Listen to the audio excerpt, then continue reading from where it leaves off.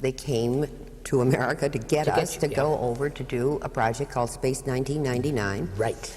Very exciting project in terms of concept.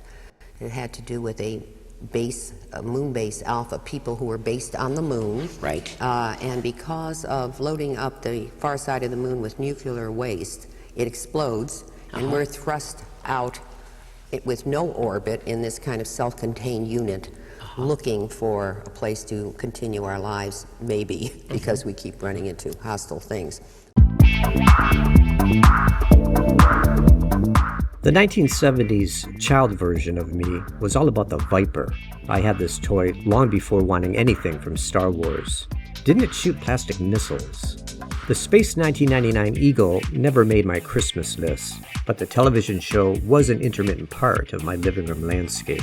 Jump ahead to 2024, and DP has been actively preparing for the upcoming anniversary of Space 1999, which turns 50 in 2025. The first order of business this year was to produce a studio rebuild of the Eagle transporter, the real icon of that short-lived series. In today's video, I'll take you on a condensed tour of this 14-week build project. The few 3D models I inspected were probably adequate for work in the 90s, but they're not sufficiently detailed for today's HD standards. DP's 50th anniversary studio rebuild is foremost a detailed study of the original 44-inch filming model, but it also introduces a few engineering and design upgrades that help usher the Space 1999 Eagle into the 21st century. You can read various arguments for why the Eagle should be smaller or larger than 100 feet, and the first decision I made was to lock DP's studio rebuild at precisely 30 meters. At this scale, Martin Landau, who was quite tall, would need to navigate the various doors on our ship just as he did on set in 1975. The Eagle's most distinctive feature is certainly the elaborate truss work that connects the various sections. The main truss work, sometimes called the spine, was finished first back in April. The Eagle transporter is designed to carry different types of pods, one of which is the passenger pod. Now on kit builds, this section is often one of the easiest to assemble, but with 3D scratch building, think again. There is extensive paint and parts detailing along the top, sides, and bottom. Notice that the passenger pod on the filming model even included articulated landing pads, though I don't believe the mechanical effect was ever used on the show. The passenger pod is then flanked by a mirrored pair of junction modules. Now technically it's a service module forward and an engineering module aft, but structurally these sections are duplicates, thus I had to create only one module for DP's rebuild. The Eagle's impressive detailing is on display at the rear of the ship too. Engine bells and tanks are fairly easy to build, and they are repetitions of the same part, but it's all that curved piping that demanded the most effort here. This was the state of the model after 7 weeks.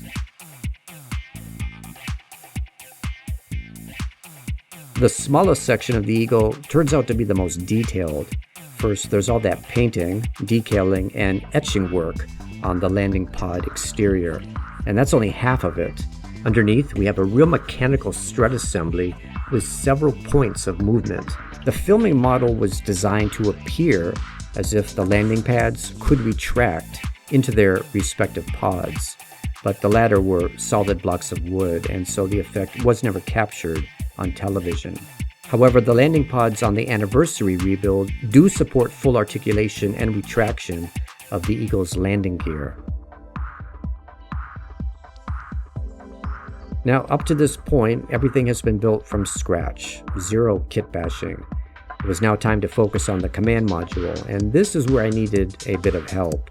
I couldn't replicate the command module's distinctive shape and contours to my own liking, but I was able to make use of some geometry by Darren Lee. He did a much nicer job on the nose section than I could have done.